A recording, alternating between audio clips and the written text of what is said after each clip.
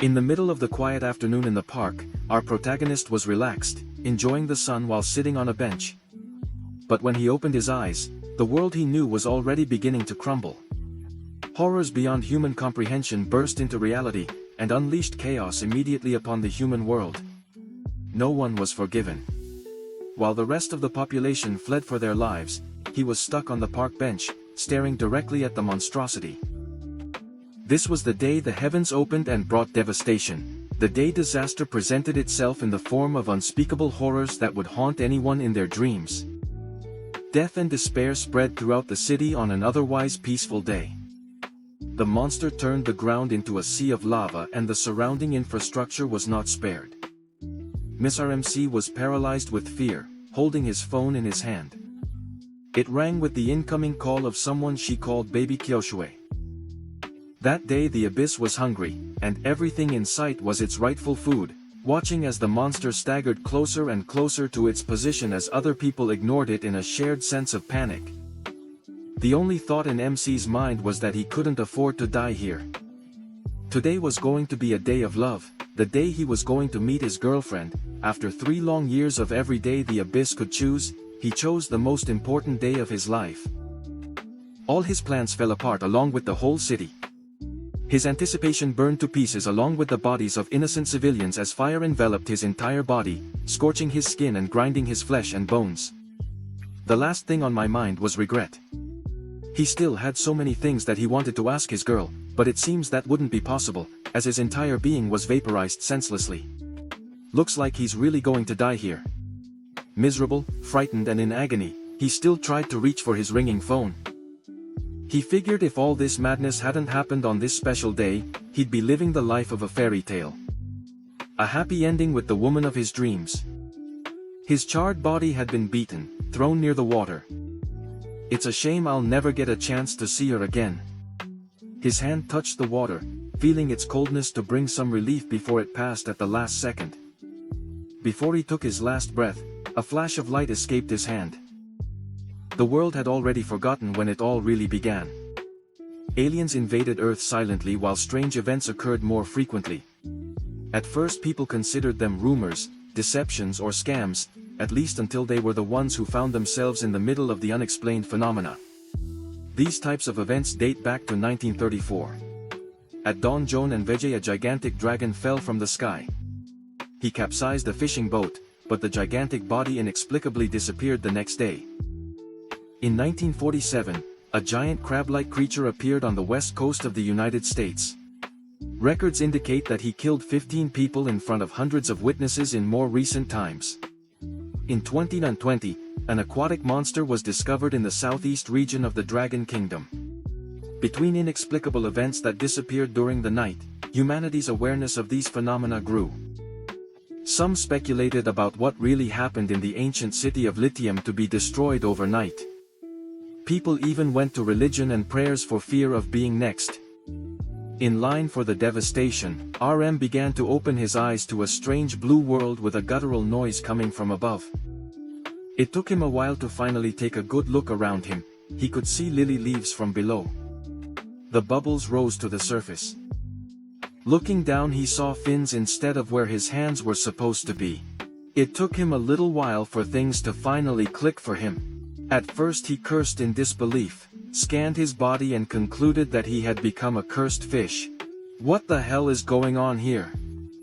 As if fate tempted him to come closer, he gave a broken piece of mirror lodged in the depths. He was already sure it had become some kind of fish, a small carp to be exact. It had red scales, a plump body, and a mysterious red gem on its forehead, as it was busy examining its new shape. The other fish around him went about their business without worrying. This strange situation made him think, he shouldn't be dead by now, should he? The last thing he remembered seeing was the gigantic monster that invaded the city. Maybe being turned into a tent has something to do with the abyss. Another question floating in his mind was what had happened to his girl Seoksu. What happened to that monster that scorched your flesh and bones? It was full of questions and the only way to get an answer was to go out and take a look. The problem was that his current body and the situation in general were too restrictive. It would be great if I could leave this place first. Evil vibes emanated from everywhere, feeling the predatory gaze. Coming from behind, his senses seemed correct. An army of crab-like beasts, with their sharp claws and steel shells, seemed to be fixed on the small solitary tent. He tried to swim as best he could, but his little fins could only do as much as the crabs came for him, as if he were the tastiest snack in the water. This deadly chase continues until he reaches a literal dead end, as another beast prevented him from swimming past. A massive body swam over predators and prey. It cast a shadow so large that it seemed to cover what little light could penetrate through the depths. It was a blue-scaled fish with sharp, strong teeth. It caught one of the hard-shell crabs and the rest fled like bugs. Just like before. Another massive shadow cast darkness. The depths this time, however, was even larger and bulky than the blue-scaled fish. It was a purple beast, with a blue scale shrinking. He quickly took a bite out of the medium-sized predator. His multiple eyes glowed like an anomaly, straight out of the void. The little tent, fortunately, found a deteriorated steel mailbox located on the floor. It was just the right size, just enough to serve as a hiding place. Seeing how harsh the atmosphere was in this place, he realized that thinking about leaving this place would be more difficult than he could have imagined. Forget about leaving the depths. Just staying alive among these incredible beasts was already an insurmountable problem on its own. The fear of being devoured by a bigger, meaner creature triggered a notification sound in his head. The invincible upgrade system was successfully activated in front of his eyes. The water began to bubble with a magical light as it slowly formed a kind of shape. As the magical light began to fade, it was replaced by abundant flesh thinly covered by a golden bra. Her hair was bluer than the ocean, her limbs more luxurious than the most precious pearls, a human upper body more like a goddess. Her lower body actually took the shape of a tail with the scales of a sea creature, the most beautiful mermaid I've ever seen in real life. The little carp only had a blank look on his face, asking him who was supposed to be the goddess. Mermaid didn't answer with words. So all of a sudden, the mermaid goddess grabs poor Lena, or by her little red fin, and bam, they shoot out at lightning speed. The trip almost cost the poor fish his life because of the pressure and speed. Zoom passed through an abundance of marine life with only one destination in mind, shallow water. The kind mermaid goddess took the little fish to a more suitable place, away from the fearsome giant beasts. Now that they're here, Lena asks him about his identity once again. But let's forget that. Wouldn't it be more appropriate to ask who the hell is she? She just presents herself as the little carpenter's system, but we'll keep calling her the mermaid goddess because she deserves it. Miss Mermaid Goddess kindly opens our protagonist's status window. It's called Li Now, a level black tent 1.3 cm long, and 0.4 g in weight, combat power at 0.1. No abilities, no supernatural powers, no evolution points, no style, no swagger, no hose. If that's the case, how can it improve? How can you go from being a useless fish to one who can at least survive? Is the mermaid goddess's solution to that problem simple enough, Lena, or does she just have to eat? So he followed his instructions and devoured the first loose crumb he saw floating in the water. Zas. That friend gave her an incredible 0.1 evolution points, proving that she can evolve just by consuming things. Lena, stares blankly at the personification of her system. Then Lena, launches into a feeding frenzy as crumbs begin to rain down from above. From above, this body of water looks calm and serene, especially under the soft light of the night sky. Below, Linao has just finished stuffing herself with what she could get into her mouth. He even has a cute little ball in his stomach from working so much. The last session was particularly exhausting, but it only awarded him 5 evolution points. Miss Mermaid Goddess just casually lay down at the bottom of the pond, watching her every move. Linao began to feel that he was being scammed. Was it really appropriate to add these little points of evolution after so much effort to eat? After that brief break from filling up, other mindless fish joined the free crumb party that rained down from above, although it was quite full. Now, Linao couldn't let all those tasteless extras take away all the nutrients from these precious crumbs. None of that. None of that. He dived. Twisted his body and chewed without letting a single crumb pass. He only got half an evolution point for doing all those tricks, but that was more than enough. Come to think of it, who the hell was feeding the fish in the middle of the night? The answer to that question might be much closer to your heart than he could never have imagined. It was a woman staring longingly at a medallion that contained a picture of herself and a young man who looked exactly like Lena, or when she still had limbs and had no scales. That's right, she was his girl. Xiao Shui was still devastated by the events that took her lover's life, just when they were so close to seeing each other again. As her tears clouded the lenses of her glasses, she remembered the last promise he had made to her. Li Nao swore he would wait for her to return. Whatever happens, Lena or the carpenter stayed near the surface of the water out of curiosity, and heard her name being pronounced by the woman. At first she thought the grieving woman's husband had the same name as him or something. Xiao Shui was so distressed and distracted that the sentimental medallion in her hand accidentally slipped. Seeing how the last piece of her lover's memory literally slipped through her fingers, it panicked her immensely. He tried to catch it, but gravity had already done its job. The medallion was headed for the railing and the water. All the fish, including Li Nao, moved away for fear of being hit by the approaching metal. This unfortunate incident only made Xiao Shui cry and suffer even more than he already was, but there was no time to be sad. A man approached her respectfully, referring to Xiao Shu as team leader Lu. They seemed to have somewhere else to go urgently. She wiped away her tears as if they weren't there. First, team leader Lu put his goggles back on, and his voice became firm, turning his back to the railing and heading into the shallow water. Xiao Shu needed to get on with her life. She assured Li Nao not to worry because she would come and find him when everything was over, even if the search took her to the ends of the world. In the water, the locket accidentally opened in the middle of the fall and the little one lost the photo inside the object. It was him and the love of his life Xiao Shu connecting the dots who dropped this medallion, and the one who fed the shallow water fish with bread was his girl Lena, desperately joined with all the strength her tiny body could muster. I prayed Xiao Shui wouldn't do anything stupid. He was almost there.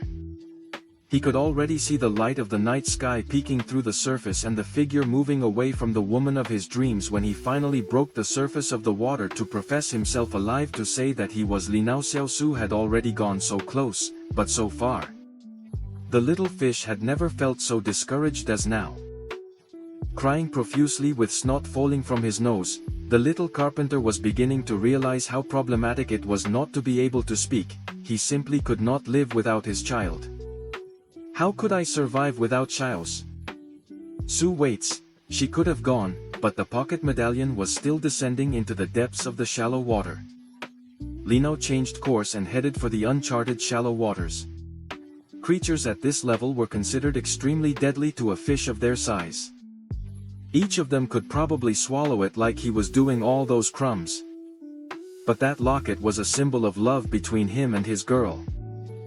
I had to get him back no matter what, but realistically speaking, he was too weak to do that. It was frustrating at this point, but it was the truth. He could only ask luck why he kept playing tricks on them, why they always missed so narrowly.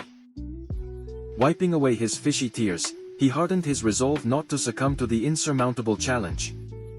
He would do everything in his power to get out of the water, hoping that by then, if Oshuel was still waiting for him to return, Li Nao would dive back into the shallow waters.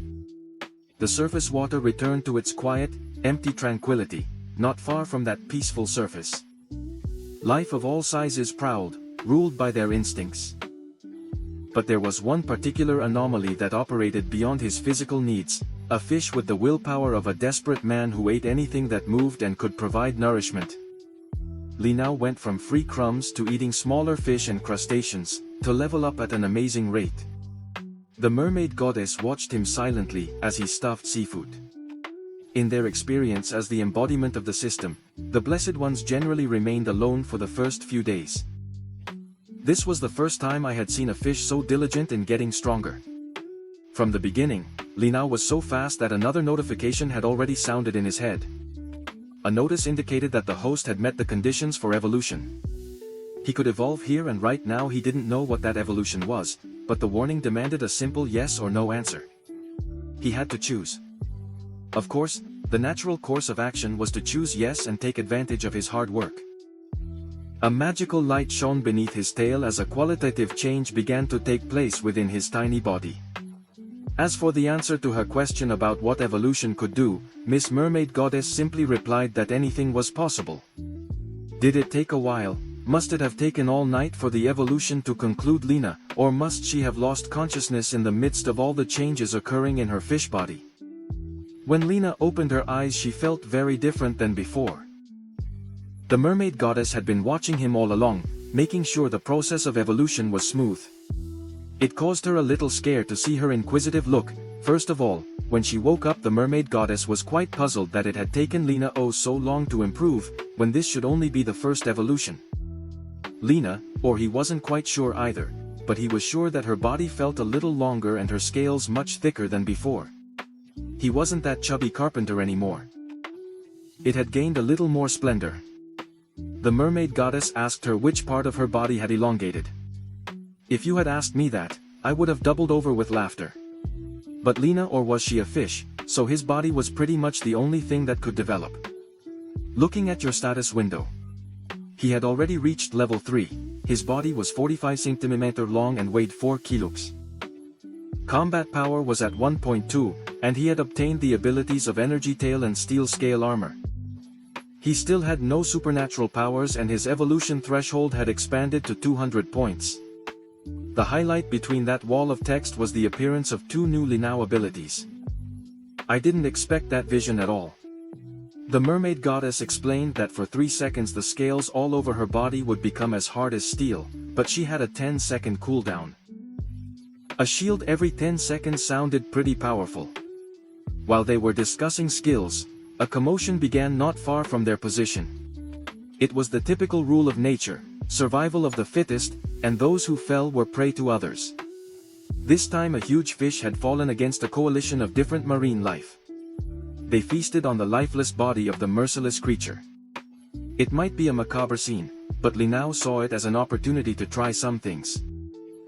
The first fish that sensed his incoming presence already knew that the new and improved Linao was bad news. The evolved carpenter immediately proved that conjecture by slapping 2 larger creatures with his tail into oblivion. He went from being free food to being a carpenter who could take on other predators, but Lena wasn't done yet. While everyone else was distracted, eating what little meat they could get out of the dying mass fish, he was handing out free punches from left to right. It seemed to eliminate these bastards in one fell swoop. It made him feel a little too confident. A gigantic beast with its sharp fangs appeared out of nowhere with the intention of making it a delicious lunch. But Lena was not going to fall so easily. She turned around without the slightest fear. His eyes radiated a calm, collected confidence. This was the perfect opportunity to test his other ability, the one that granted him a supercharged shield every 10 seconds. Its body glowed brightly, indicative of almost invincible scales. The cunning predator, who dared to take him by surprise, would need a fish dentist to fix those shattered teeth. Barely a day had passed and Lena Ola had made a lot of progress in strength. He was quite pleased with himself. Seeing him dominate the shallow waters, the mermaid goddess began assigning missions. His ordinary task was to swallow 100 black shell shrimp and the reward would be improved night vision ability. The hard task, on the other hand, required him to devour a mutated creature and the reward would be a random ability.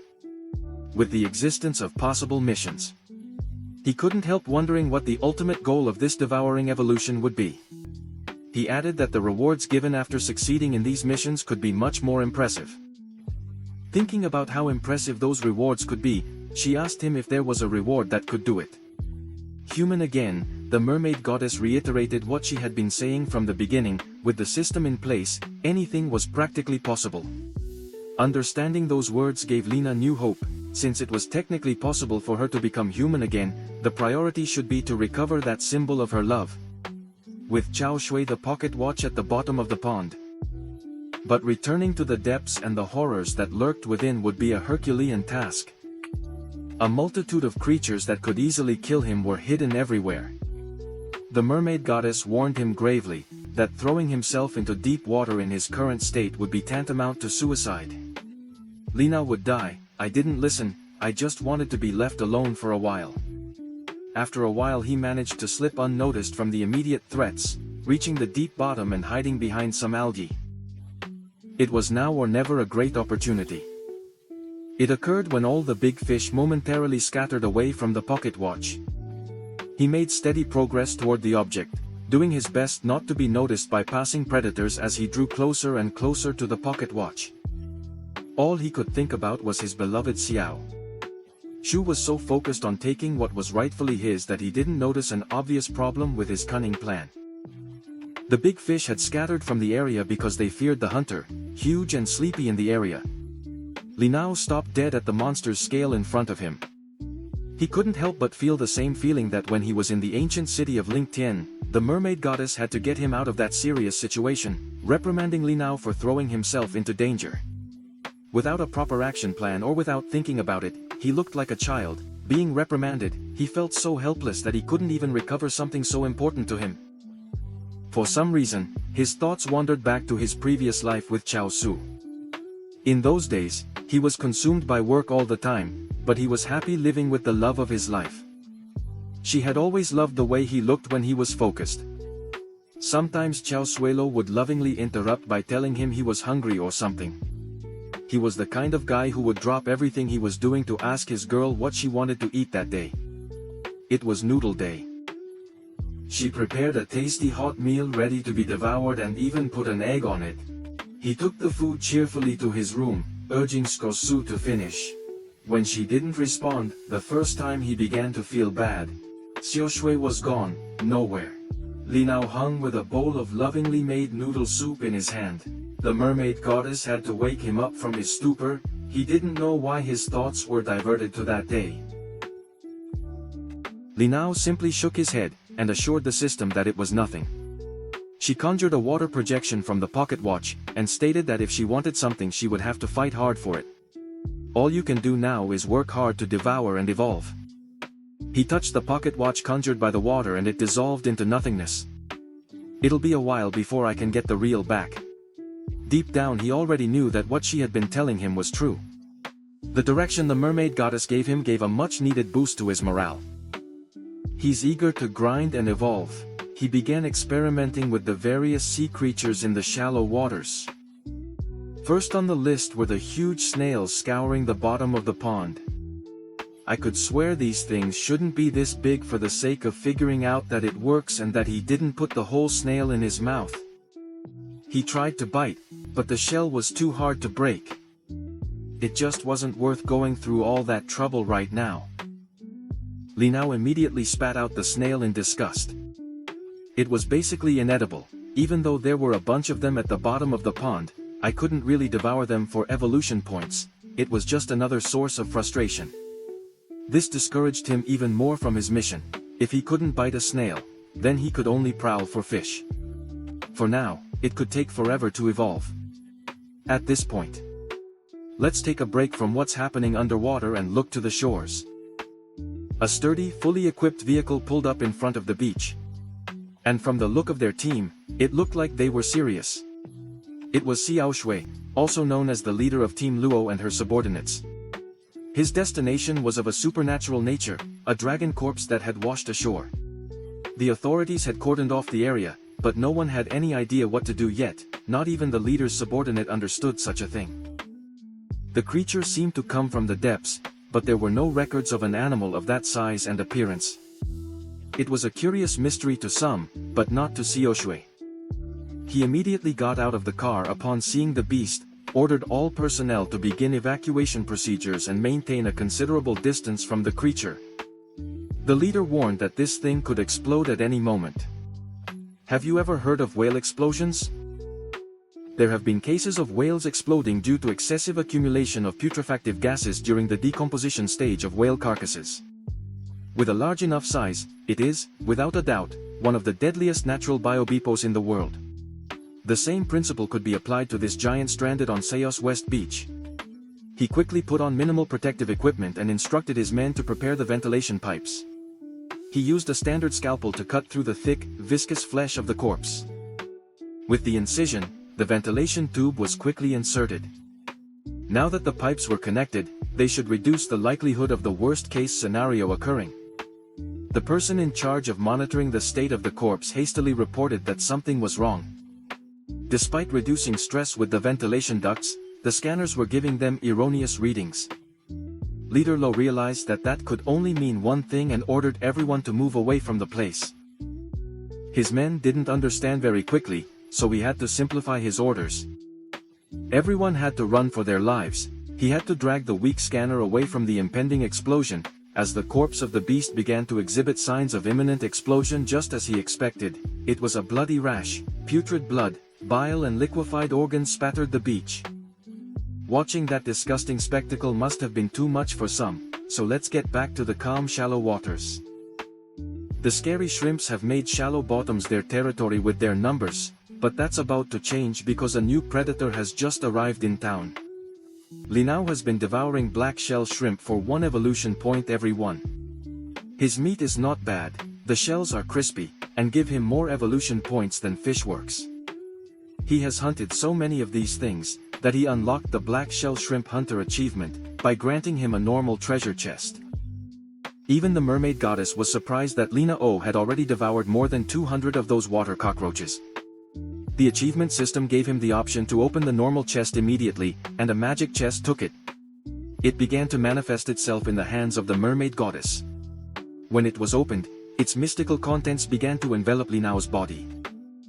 Increased strength, bubble burst, sturdy fins, increased agility, increased critical, increased defense, increased stamina and many more options began to appear before his eyes. Among the many options, the one that caught Linao's attention the most was the razor-sharp teeth upgrade. That would be quite helpful, wouldn't it? Well, it's a reward after all. There's no reason for it to be bad or anything. Miss Mermaid only watched from the sideline, and when the confirmation was over, she excitedly urged him to show that he was getting better. He chose, his eyes practically glowing with anticipation. She wasn't supposed to be the personification of the system, she should be fully aware of what he chose, right? However, he explained that advantage rewards are drawn randomly. Not even the system can direct or manipulate those elections. Lina O waited anxiously as the selected rewards began to take effect. The first thing he noticed was that this advantage gave him an intense itching sensation. He swam in circles trying to soothe the itch, but to no avail. It was so uncomfortable that he needed something to grind his teeth against it. The first thing he saw was the shell moving slowly across the floor. The thing he couldn't break just a few hours before, was crushed in a single bite without any resistance. I swam quickly over to Miss Mermaid to show her the improvement. He bared his teeth and asked her what she thought of her appearance. Seeing the grotesque, oversized fangs, she dodged the obvious answer, stating that this was outside her field of expertise, so no comment. It may sound a little odd, but the advantage of razor-sharp teeth was extremely useful. When it comes to hunting, Lina could now easily hunt schools of fish. It's just bad luck that the most abundant group of fish, the dark ones here, tasted awful. As for his other mission, he could only imagine how a mutated creature would open up. This begs the question that he even counts as a mutated creature. Maybe they're organisms that mutated from contaminated water. He asked the mermaid goddess if these missions are generated under conditions that are possible to fulfill in the current environment or if they are also generated randomly. The goddess of the system herself doesn't know the answer to that. If true, the first would mean there's a mutated creature in this pond of the same type as the one that killed him when he was human. While Linao was lost in his thoughts, he felt a hidden presence, moving stealthily around him. He turned quickly to see what was going on, but there was nothing there. He couldn't see what lurked in the darkness, but he felt a chill run down his spine, and then he heard some human voices from above. They were plotting to release some plecofish into the wild, knowing full well that it was illegal and harmful. Dozens of plecofish emerged from his boat, finding their new home in these calm waters. Lina O was enraged when she saw some demons releasing an invasive species directly into nature, right in her home. Just as the plecofish were about to acclimate to their surroundings, a presence from below began to reach the surface. A massive creature saw the atrocity from above and decided to act. It was a serpentine creature, whose length could extend from the depths to the surface, and it looked angry. Warning signals began to sound through Linao's system. It was a threat alert that detected the appearance of a highly dangerous creature. The system urged Linao to prepare for combat. The serpentine monster glided through the water to feast on the invading fish. As Lina watched from below, she feverishly thought about her next move, aware of how complicated it would be to get out of this mess, considering the small size of the pond. To make matters worse, once a scruffy-looking shark type joined the fray to devour some of that freshly dropped blackfish lunch. Inevitably, the two mutated monsters found themselves in the middle of their respective banquets, and immediately showed one hostility towards the other. Mr. Snake took the lead, biting through the shark's hard scales and leaving the poor animal bleeding underwater. This snake simply had an advantage in speed and size, being able to roll its flexible body to find the best angle of attack. Linao the carp, coy, watched the fight with a smile. When the bird and the oyster fight, the fisherman gets the reward. It seemed like today he might be. The fisherman kept his eyes on the fight, but noticed that some of the plecos had spread around him. Linao quickly bit the invaders with her sharp teeth. He soon realized that these fish were much harder to swallow than they looked, and their meat got stuck in his teeth. The only thing that made these little guys worth it was that they gave 10 evolution points. Was it a good deal, Lina, or could I win a good X with this? Near the surface of the water, the battle of the beasts had ended in a very bloody fashion. The disheveled shark had been brutally decapitated by the snake. Also, it seemed that the serpentine monster was not satisfied with a single meal. Mutada, detecting movement in the water, turned her gaze down, where Linao was busy, devouring helpless prey. He quickly made a U-turn to face the small tent. Evidently hungry for more fresh meat, Linao tried to calm himself so as not to panic. He desperately sought a way out of this complicated situation. Fortunately, he soon detected a weakness that gave him a spark of hope. The serpentine monster had been wounded in his fight with the disheveled shark.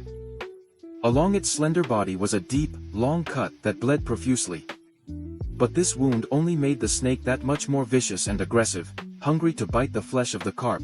Lina or maneuver using its small size to quickly sneak into the monster's blind spot.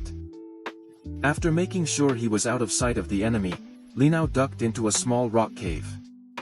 Lord Snake turned his head towards where Linao had run, confused as to where his little prey had hidden. When you're the size of this monster, you can just use brute force to find your next meal.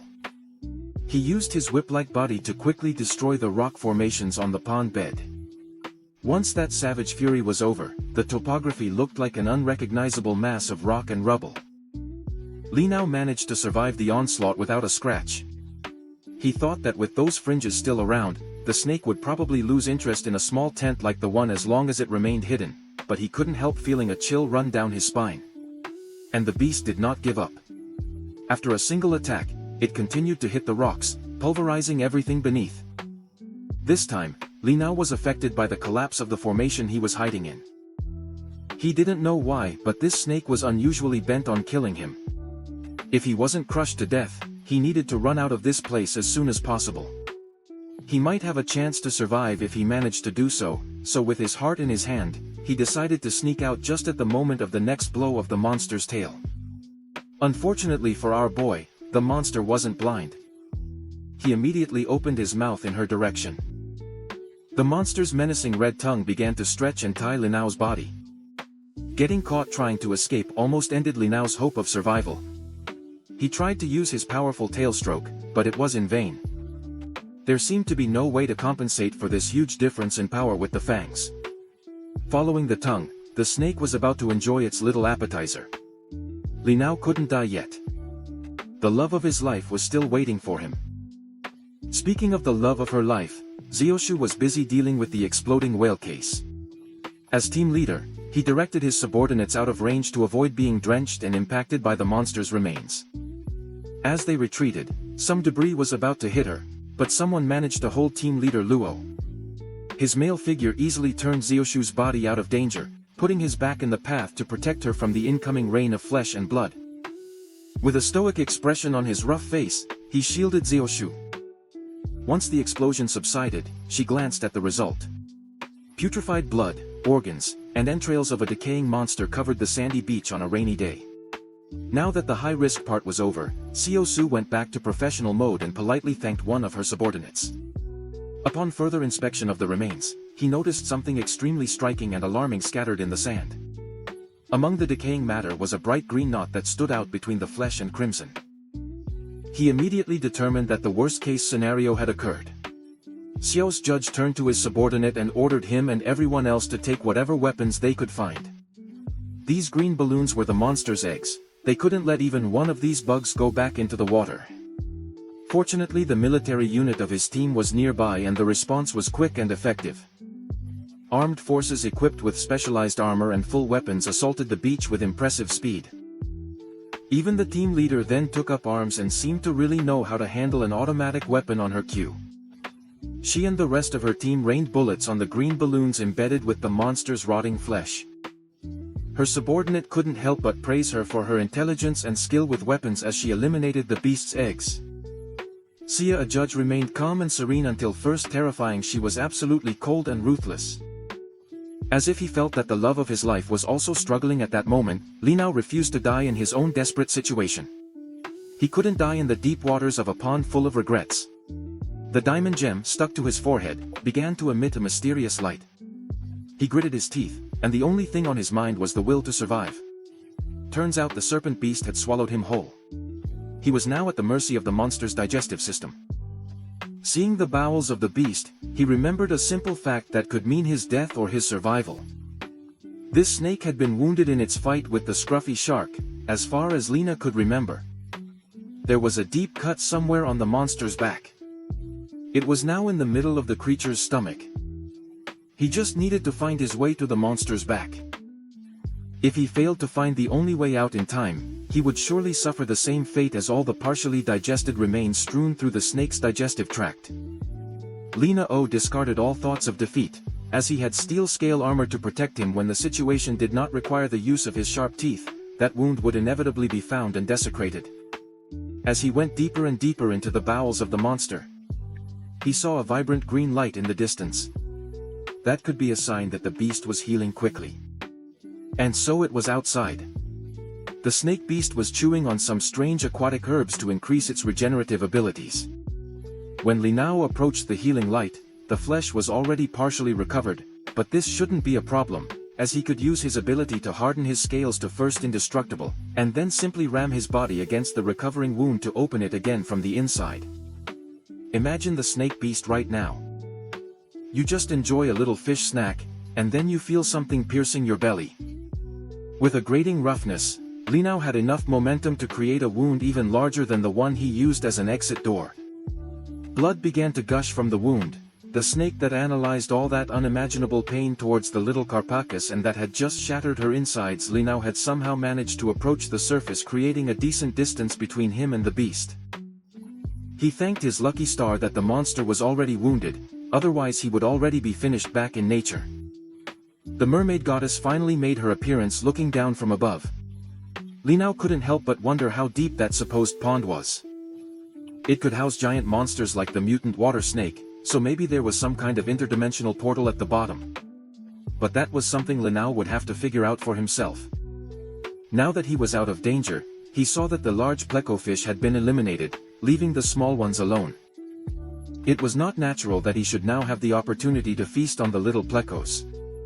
As soon as the blackfish noticed that the koi carp was approaching its place, they seemed to know what was coming. Lena, united with renewed enthusiasm, ready to enjoy the gifts of nature. However, his cheerful mood quickly faded as he feasted on his prey. All the experience I was getting was sweet, but the taste of the fish itself was horrible. Despite this, he persevered through the inedible flavors and managed to accumulate enough experience to meet the conditions of his next evolution. Of course, it quickly began the process of its next level. Her body glowed with a supernatural reaper light, while her entire genetic composition was altered. Li Nao the Carpaco and Black reached level 4, growing in size and increasing her combat power to 3.2. In his new status window, everything was practically improved in terms of quality, but there were also some new lines added. The mermaid goddess appeared to guide him through the new weapons in her arsenal. A new ability he acquired was Ripping Bite, which increased his bite strength. It sounded good enough, but Li Nao was somewhat disappointed with this evolution. Although he was happy to reach 70 cm, it was still nothing compared to the size of that snake that had devoured him. Along with his improved battle power came new missions. His normal missions were to devour 100 plecofish and 100 apple snails to increase the sharpness of his teeth and the hardness of his scales respectively, and the special mission was to devour a mutated creature to gain a random ability. Li now immediately focused on devouring more disgusting plecs. By now the plecos had learned their lesson and started swimming away from this gluttonous carp. That made hunting them a little harder. But with his speed and piercing bite, it was no problem for Li now. Then something strange happened. One of the fish that Li now pointed out had an unusually fragile body. It was nothing more than an empty shell, without organs or spines. Inside, there were disgusting colors inside the shell. Upon closer inspection, the faces of these scoundrels looked like something straight out of a nightmare, something that would make anyone's skin crawl. Li now hadn't even processed the strangeness he was witnessing when the fight shot out of the empty shell. As if his life depended on it, he managed to find another mindless fish behind his fish eyes. The colorful fight opened its disgusting mouth and with its small whiskered tentacles it hurled violently at the fish's eyes. The poor fish began to writhe in pain as the disgusting parasite made its way into the fish's brain. Li now couldn't believe what he saw in his eyes. It might have been that poor fish if the fight had decided to target his eyes. Instead he was horrified. What the hell was going on in this pond? Lina watched in horror as the parasite devoured the brain of the unsuspecting fish that swam aimlessly. He turned to the mermaid goddess to ask if he could eat those parasitic things, and she replied indifferently that he could try.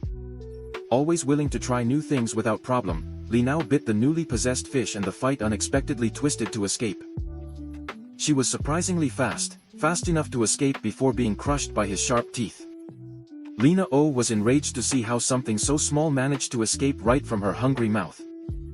These parasitic clowns clearly didn't belong in this pond, but they were surprisingly familiar with the bottom. With their impressive speed and almost invisible size, they were able to maneuver among the countless deadly aquatic beasts that lurked in the depths. The shallow waters might seem calm at first glance, but every second a creature lived in this place was filled with anxiety. Even Lina O was experiencing it. In addition to that anxiety, the mermaid goddess could feel that little Korea was still thinking about that pocket watch that had fallen to the bottom. Li now realized that he needed to hurry up and improve his equipment even more to get that watch back. He couldn't afford to waste any more time, so he hurried toward the Pleco school to rack up even more points. Meanwhile, on a far shore of the pond, a fishing boat had been cordoned off and surrounded by police for mysterious reasons. Inside, one of the fishermen had a neck wound so severe it couldn't be shown on YouTube because of how brutal it was. Forensic experts had been deployed to try to understand the incident that had occurred on this innocent fishing boat. The other fisherman who was at the crime scene seemed to have seen a ghost or something. He insisted the crew was killed in a fight, but the authorities looked at him like a madman.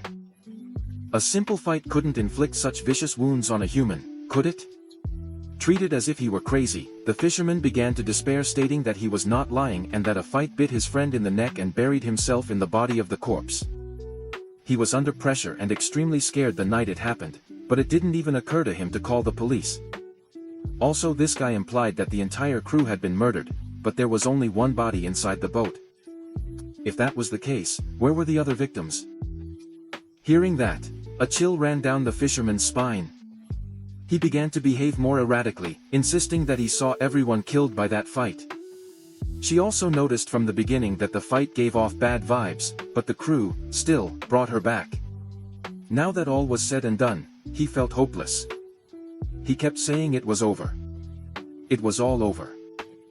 Fortunately, one of the police officers realized this was out of their jurisdiction and ordered a call to the Dragoons unit. Those guys could provide some answers they desperately needed. This unit of Dragoons in question was run by the intricate hands of someone we now know. I was inspecting the fish found in the fishing boat. Zoksu already expected to see what he was seeing in this boat. There was nothing but empty shells of aquatic life. He sternly asked the surviving fishermen where they had caught this cursed lot, and he replied that they ventured near the blockaded Sioux coast. She remained calm and asked about the missing bodies of the rest of the crew. Police found the last traces of his blood near a local lake. The team leader then began connecting the dots. It seemed that the mutant creature explosion the other day had also been overrun by this mutant fight. His body was full of fighting eggs. But that monster was just another victim. Among who knows how many others, he immediately made a phone call to inform his team that they had a big problem. The new mutants had already entered the inland waters. They needed to organize a rescue in the sub-district. For now she wanted to be taken to that river where the last traces of the human victims were detected. Back in the shallow waters of the pond, Lena let out an exhausted belch as she continued to swallow fish. Miss Mermaid watched him curiously from one side, wondering why he insisted on eating only plecofish when he had a wide range of options in this pond. Lena, or did you just want to eradicate these invasive species? Besides, he had already eaten almost everything that might pose a threat in the shallow waters. The rest of the ecology were harmless native inhabitants who could be left alone. Also, his deliberate mission to eradicate plecofish had earned him enough evolution points to improve himself once again. He knew that every time he evolved, there was the possibility of acquiring a new ability. The last one he got was called Hospitality. Maybe it had something to do with the chi. As he fiddled with his status window, a notification popped up for his mission update. His normal mission was still Expleco Margaret, but his special mission increased the goal to devour mutated creatures from 1 to 10.1 blue treasure chests as a reward. Since it was early in the morning, his hypothesis that missions were renewed every new day was fairly confirmed. He looked at the conditions for devouring 10 mutant creatures and it seemed a bit absurd to eat them when there weren't that many mutant creatures in this pond. First of all, it sounded ridiculous. Besides, he was sure that those parasitic clowns he had seen were supposed to live in the sea. It was completely possible that someone or something had released those mutated parasites into this pond of dragons. Maybe they were mixed with those plecos. Lino shook his head, shaking off useless tangled thoughts. It was time to focus on reaping the fruits of his hard work. It was time to evolve. Once again, confirming the evolution process, the supernatural light emanating from his diamond gem began to envelop his entire body. Linu the black coin once again reached level 7. His body now measuring 3 mm long and weighing 6 lb. His combat power shot up to 7.7 points. His passive auspiciousness ability could now increase the evolution speed of nearby plants and animals by a small amount. He also gained the ability to camouflage himself by standing still in an area. He basically turned into an aquatic chameleon. By the time evolution was completed, ordinary fish of different shapes, sizes and colors began to swim around them gracefully. This must be because his divine power had been enhanced. The passive ability of Hospice attracted nearby plants and animals by increasing their speed of evolution. On the surface of the pond, a little girl and her mother were watching all kinds of colorful sea life, dancing around one particular koi. The girl was delighted to see so many fish put on a spectacular show, but her mother warned her that they should leave, as this pond was about to be closed. Just as the mother had said, the sound of troops marching in unison began to advance steadily. The armed forces formed a barricade around the pond while firmly demanding that all civilians leave the area quickly. They quickly took off some underwater contraptions into the pond to get a map of the terrain, or in this case the water. Lenubio these strange, high-tech gadgets and approached one. Out of curiosity, based on the pulsating signal emanating from the surface of the sphere, these devices must be sensing devices. Turned out that getting close to one of these devices was the worst thing he could have done, as the light it emitted turned red and a silent alarm started sounding. On the surface, the computer receiving the transmission indicated that the detached devices had detected a mutant creature. As a result, Lino's own system sprang into action and bombarded him with warning messages, simply alarmed by the fact that he had been detected. Now that the presence of mutant creatures had been confirmed deep in the pond, specialized forces equipped with scuba gear were deployed to investigate the site in their hands. The divers carried sharp harpoons, ready to use in case of attack. In one corner of the pond, the linen system practically begged him to get out of there. After being marked as a mutant creature, every angle he looked at was filled with bright, shrill warnings. Looking up, the silhouettes of the divers came into view. Lino already knew that the deep waters were full of too many unknown factors, which made them dangerous. He did not expect danger to come from land as well. Dangerous or not, he could not sit still like a duck sitting in shallow waters, waiting for the sweet release of death. He preferred to risk himself on the deeper levels. Instead of facing the unknown level of power of human forces, the koi headed for the cavernous and dangerous areas of the mysterious dragon pond. To his surprise, he found that the depths weren't so bad with his current abilities. Times had changed and he was no longer at the bottom of the food chain. the mermaid goddess reappeared.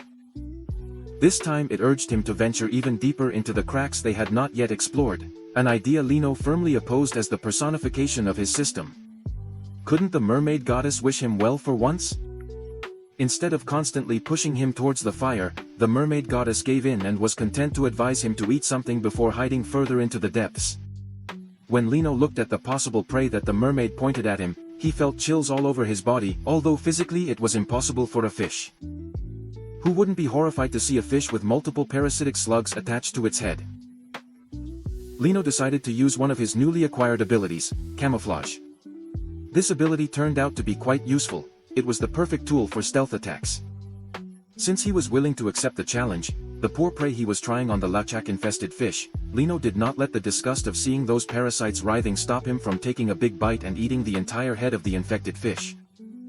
He described the feeling of eating those mutated snacks as slippery. It was very similar to the feeling of eating glass noodles.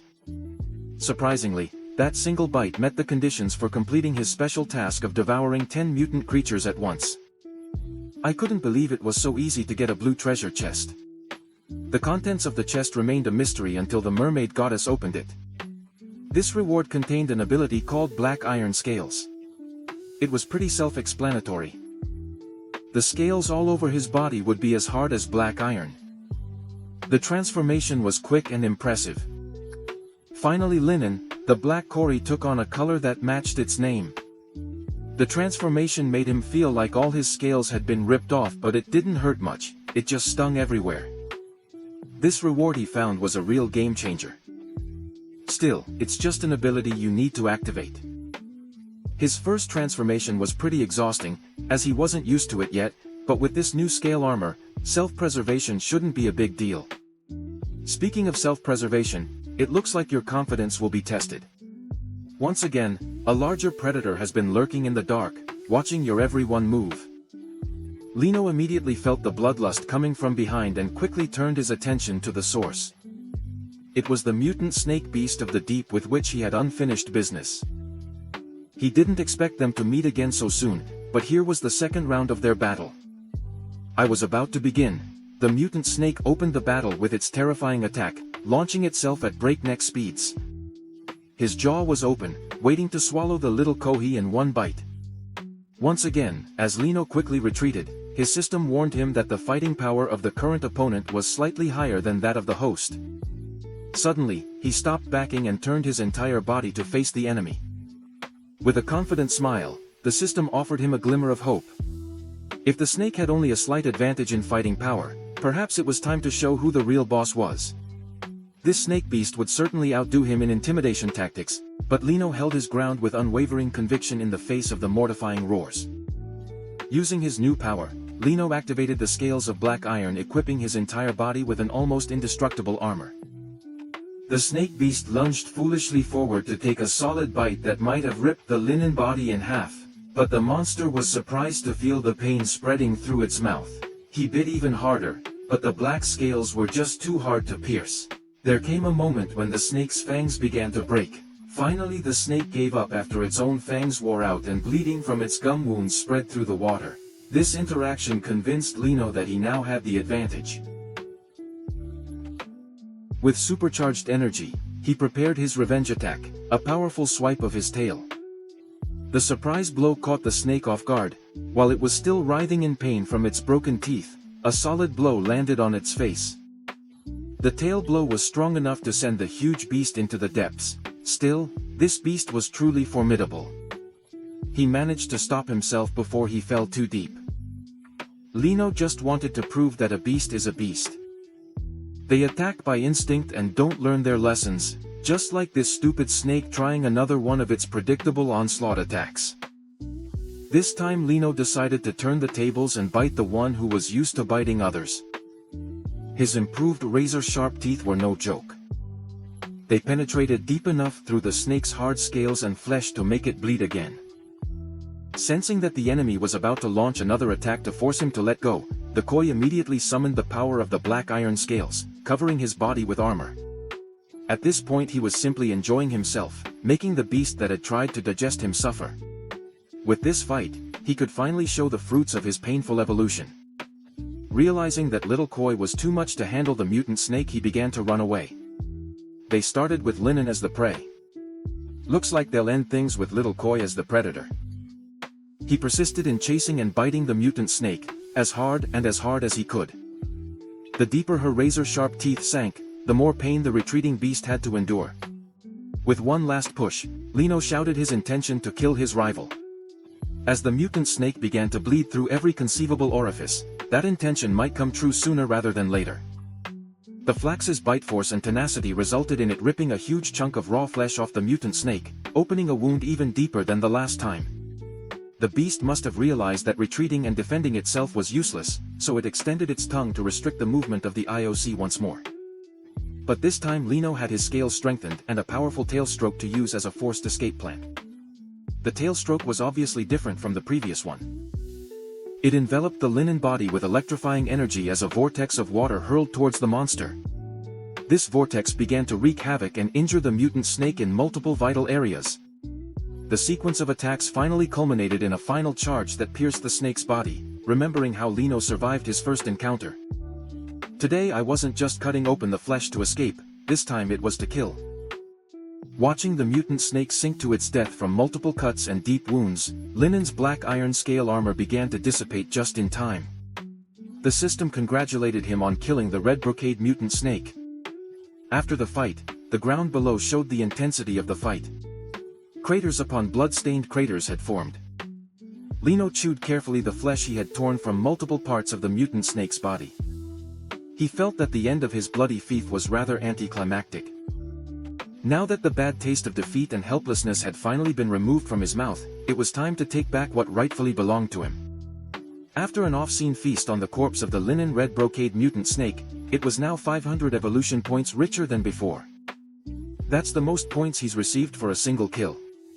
The mermaid goddess explained that this is what happens when you challenge beyond your level and succeed. In addition to points, there are also windfalls. Lino heard that and immediately turned with curiosity in his eyes. The mention of windfalls piqued his curiosity. The mermaid goddess lost no more words. It was better to let Lino experience the process for himself, invoking the power of the diamond gem embedded in his forehead. The power of the mermaid goddess system fused directly with the linen core in a beautiful light show. Suddenly Lino left the world of endless waters. The sensation was similar to that of evolution. He opened his eyes and to his surprise, his vision was that of a human again. Instead of his fins he had hands that he thought were gone forever. The peach tree was gone, and the only thing left in the midst of this magical aquatic world was Lino's incredibly muscular human body. He tried to move his human hands into fists and there seemed to be no problem with his mobility. Just seeing his normal limbs again brought him immense joy. I really missed his hands. In his situation, who wouldn't, but more importantly, he had regained his opposite and charming face. Instead of his scaly fishy face, he was so excited that he began to shake the mermaid goddess enthusiastically. She had to calm him down, clarifying that this transformation would only be temporary for a short period of time. Suddenly, Lino's optimism vanished. To be given something you want so badly, but only for a limited time, is a bit bittersweet. The mermaid goddess wanted to make sure he fully understood the parameters of this human form. Like she said, this is only a temporary solution at its core. He's still nothing more than a low-level fish. Also, Lino can only talk to her, as others won't be able to hear her voice. He won't have combat abilities for now, which is a bummer, but still seeing himself as human again is all that matters. Lino wanted to take advantage of this limited window to get out of the water and go to the shore immediately. The mermaid goddess was not opposed to the idea, but if he came out of the water as he was, he would probably be arrested by the authorities for being a naked stranger when anyone saw him. Fortunately, that shouldn't be an impossible problem to solve. He lined his side slowly towards the surface of the mystical dragon pond, careful not to attract attention from the beginning. He remembered that there was a storage room near the shore which was rarely visited stealthily. He broke the surface using a lily leaf as a cover. He knew for a fact that the room stored unclaimed items inside. This was huge.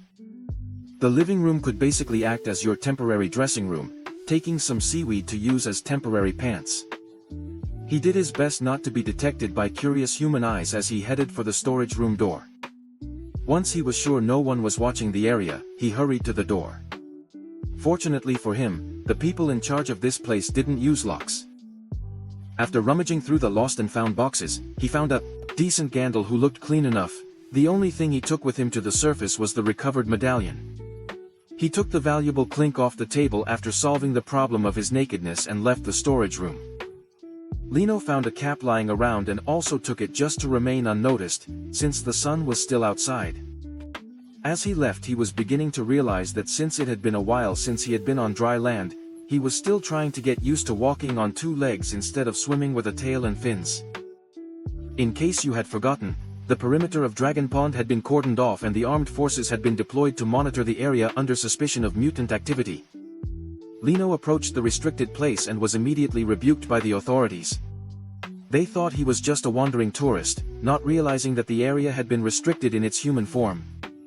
He can't really talk to other humans using his human language. That's just one of the restrictions on his transformation imposed by the system and the mermaid goddess. One of Xiaoxi's most loyal subordinates had been tasked with organizing the base of operations around the pond. He was responsible for taking phone calls for his boss, the head of the Los Lino investigation team. Although mute, he was certain he had heard the name of the love of his life from that guy, so in defiance of armed forces' orders, he ventured into the restricted area. The officers had to restrain him frantically. The grumpy captain, subordinate to the team leader, asked the visitor unknown by his identity, and how he managed to get there. Lino had to communicate only with gestures because of his lack of voice. He had to point animatedly at the locket in his hands to let him know what was happening. It was simply offered to the captain to clear things up. The captain carefully took the amulet from her hands. When he opened the locket, he saw the blurry photo of Lin Huao and team leader Luo. This must have belonged to his boss. The captain asked if this voiceless young man knew the leader and he nodded. Quickly, the captain smiled and thanked the young man on behalf of the team leader.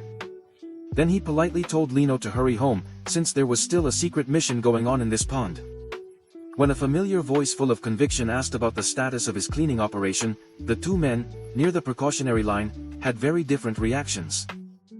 The captain immediately checked the status of the team leader's business. Then to the west side of the city, while Lino tried his best to hide his face with his cap, he knew he couldn't meet So. Vian can't talk and Team Dragon is investigating mutant creatures, but the biggest problem of all is the limited, unknown duration of his human form.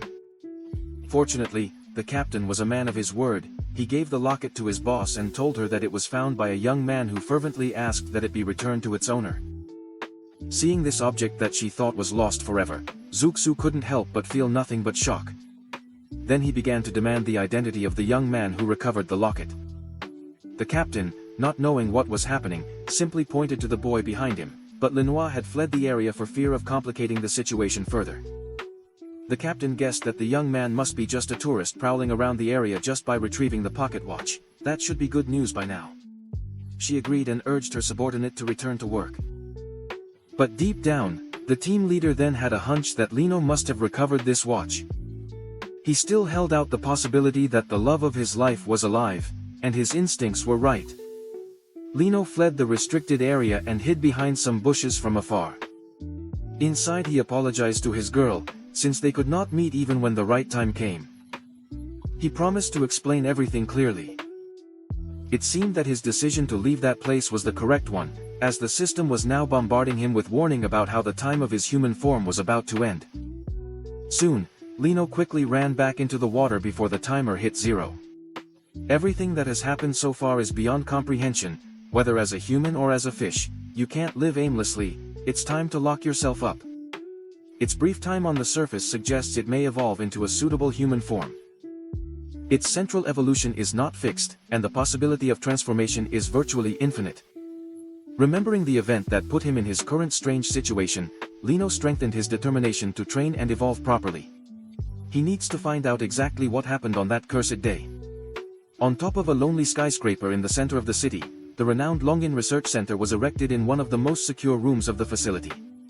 Someone was making a life-changing decision. I was. He was handing in his application form to be a full-time field agent. To the chagrin of his superior, he assured the man in the lab coat, whom he called Old Saint, that he had thought about this decision for a long time. But his request included a request to inject high concentrations of the GT virus into his system, a procedure that carries enormous risks. Since I was widely regarded as an expert investigator, there's really no need for her to take these kinds of risks, but she sees things differently. He wanted old Sang to understand that moving him to the action team full-time as a field agent would be more conducive to his investigation. The old man had worked with this stubborn lady for a long time, and knew what she was really thinking. He knew she wanted to go out to the anomalous places for the sake of her missing lover, Lino. But the whole world is facing a major crisis right now. This is not the time for personal feelings to get involved, they need to keep their priorities clear and understand the situation. She assured old Sans that her decision was not just for Linen. One of its persistent problems is that the research team never gets to the anomalous scenarios in time, causing a lot of relevant information about mutant creatures to be lost. If they could come together, the full-time action team could lead to further advances in their research into these strange phenomena. Old Sans sighed in defeat. She had made a very strong case for approval. So with a heavy heart, the old man took the form and approved his request for transfer back to the Dragon Pond. Lino is going through a similar transition in his life. Since there's nothing new to devour in the shallow waters, it's high time he ventured into the dark depths. The mermaid goddess asked him if he was sure about this significant decision. There are many unknown creatures in the deep waters. Danger levels are in a different league. Lino responded by plunging deep into the mouth of the dark cavern that led to the depths. The mermaid goddess was right about the dangers this place entails, but he won't try yet. Besides, if you can't face the dangers, you can always run away. Our fish had entered the dark, cold depths of the mystical dragon pond. No one can hear you scream. The menacing monsters that lurk in the dark waters prowl the area looking for their next prey. Hidden among the rock formations, Linao hid while nibbling on weaker targets. The mermaid goddess mocked the forester, so excited to explore the deep waters only to continue hiding in safety. He argued that this was called a tactical retreat to be able to explore safely. It was a very effective method. After all, I had earned him enough evolution points to enter the next stage. This new level brought with it a qualitative change in his physical form. When he opened his eyes, he thought he was being played a trick on him. It looked as if someone had turned on the lights underwater for the first time. That was because he had just evolved and won. Night vision with level 8, 1.5 mm long and 46 kilos. He finally entered the 2-digit combat power club, reaching 10 points. Along with night vision and an increase in strength, it also unlocked the map feature. Fiddling with the option to accept the map, he wondered if he could use it to teleport. As in role-playing games, it took the form of an ancient parchment that detailed the topography of the city of Longin in vivid detail. Most of the map showed naturally prominent rivers. Among them was the location of the Ansur River and north of the Temple of the Dragon King, about 5 kilometers from its current location. Apart from that, there was another river about 5 miles away, a body of water just outside the Longin chemical plant. Sure, I could look at this map and know the location of relevant places, but I was still trapped in the mystical dragon pond. Fortunately, the system answered his prayers and gave him the option to teleport for a duration of 1 hour. He had commented on teleportation previously as a joke, but the system really gave him an amazing ability. There were many unknowns, but there was no point in worrying too much when you could just try it out first. Upon confirming the place Linao's body wanted to jump to, it began to blink and disintegrate pixel by pixel. His fragmented body lit up the water as each fragment swiftly entered the ancient manifestation of his map. The next thing he knew, he was already in a different body of water, a bay that surrounded the metropolis. The teleportation was a success. Of course, this also meant that I had just unlocked a new buffet of diverse seafood. Without wasting another second, the greedy Linao was already throwing himself left and right, trying to get as many fish as possible into his mouth. These tasted so much better than scavenger fish. His antics attracted the attention of other aquatic lives that also had some kind of intelligence, but standing out in this peaceful place didn't matter much to someone with Linao's strength and intelligence. Not only did these adult grass carps taste better, but they also had a healthy population and gave many more evolution points. 90 per fish. That was basically equivalent to 3 bad-tasting scavenger fish. He suddenly reconsidered the kind of miserable life he led in the mythical dragon pond, where his diet consisted of apple snails and scavenger fish. It had been so long since he had tasted such good meat, but with new territory came a new threat to security. Of course, a significant body of water would have a few large predators in it. The first one to violin or was a giant snake, lazing around and minding his own business. Just the sight of this snake was enough to enrage him a little. Then came another of the Answeet River heavyweights. The size of the beast made him look twice. He estimated that this terrifying catfish was about 2 nemur long, although he was confident in its current combat power, the size of that big one was still worrying. However, Linao also noticed that the system did not issue any alarm. That must mean that the giant catfish had a level of combat power similar to his own, perhaps even weaker than him. Whatever the case, seeing a mutated creature in the open was weird and I just had to go for it. Devouring this bug would undoubtedly give it a lot of evolution points.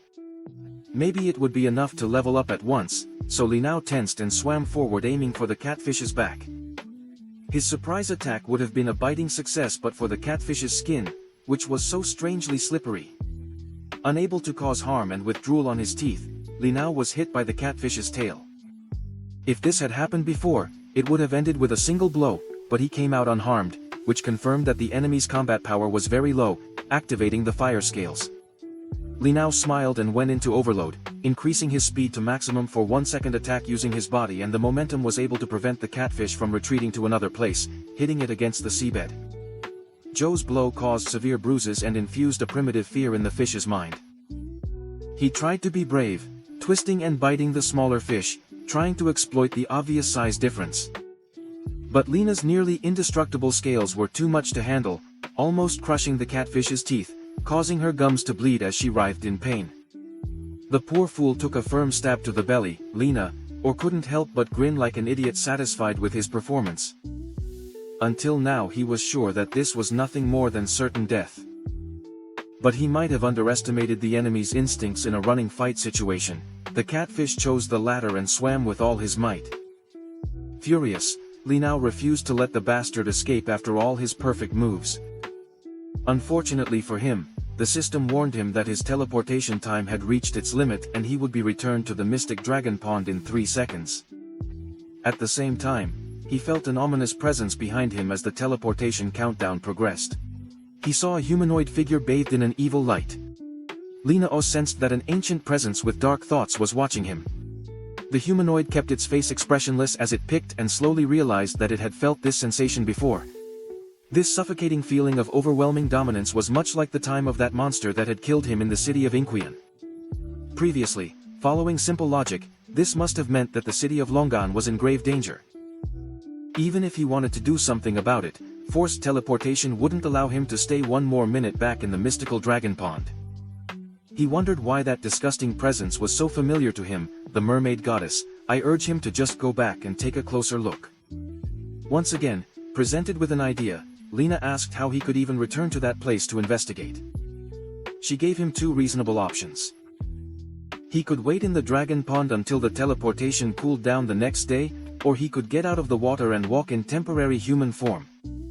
Of course, with the average human speed, it was very likely that it would simply become a small peach tree again, and after reaching the Coldwater River 5 km away, there it would have to wait until the next day to return, carefully considering the options presented in front of him.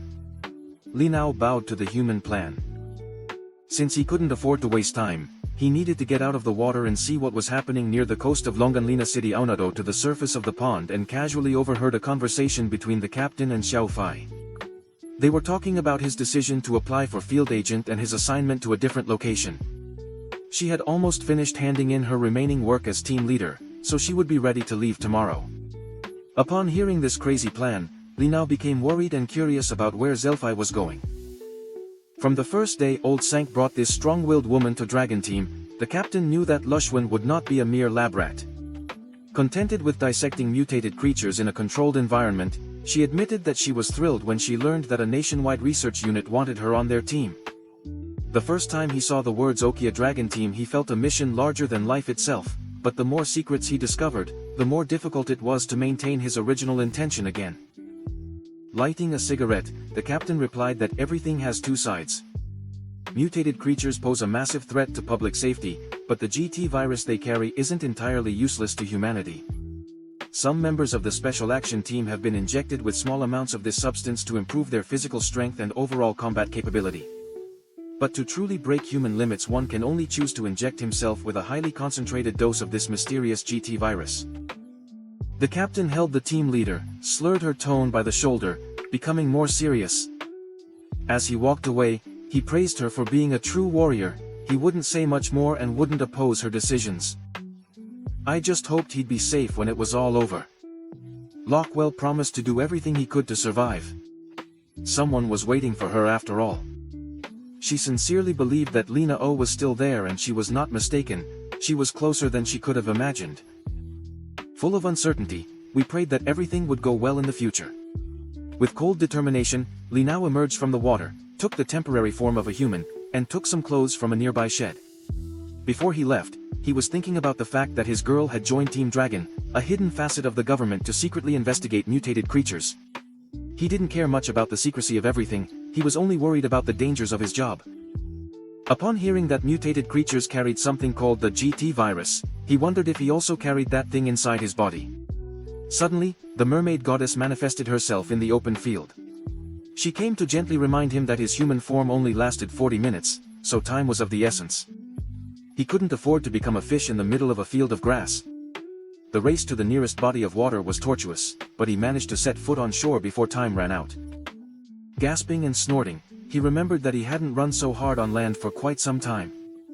Even the feeling of having feet felt like a sensation from a past life.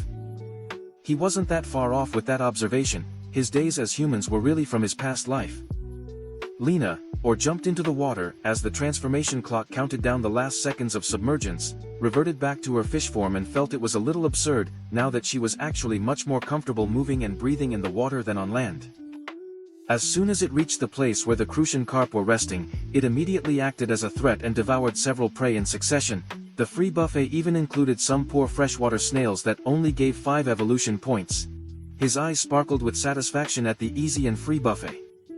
Just ahead of him, exploring the unknown waters, he noticed that there was an area where schools of fish did not dare approach. That must mean a big guy was sleeping, stinking up the place. Near the ground, the water was so murky that something must be happening within all the disorder.